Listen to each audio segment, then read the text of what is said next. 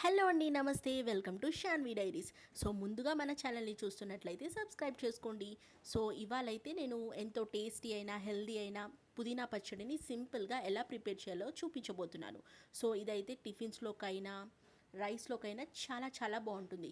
So video end వరకు చూసి డెఫినెట్గా ఈ రెసిపీని ట్రై చేయండి. సో ఫస్ట్ అయితే పుదీనాని మనం చక్కగా వాష్ చేసుకొని తుంచుకొని పెట్టుకోవాలి.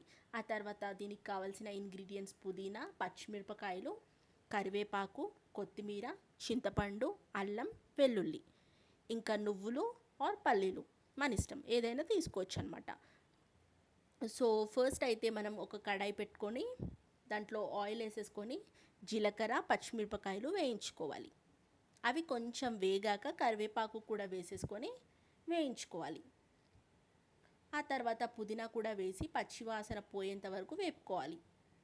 అది కొంచెం ఫ్రై అయ్యాక మనమైతే పసుపు యాడ్ చేసుకోవాలండి. దాంట్లో పసుపు యాడ్ చేసుకొని ఇంకోసేపు ఫ్రై చేసుకోవాలి. అవి వేసాక అల్లం వెల్లుల్లి కూడా వేసేసుకొని ఫ్రై చేసుకోవాలి. అవి కొంచెం ఫ్రై అయ్యాక మనము చింతపండుని వాష్ చేసుకొని దాంట్లో వేసేసుకోవాలి. అది కూడా వేసుకొని కొంచెం బాగా ఫ్రై చేసుకోవాలన్నమాట. ఆ తర్వాత సాల్ట్ కూడా వేసేసుకొని ఫ్రై చేసుకోవాలి. సో మగ్గేంత వరకు మనమైతే ఫ్రై చేసుకోవాలన్నమాట. సో అదంతా దగ్గరకు అయిపోయి పచ్చివాసన అంతా పోయే వరకు మనం చాలా బాగా ఫ్రై చేసుకోవాలి.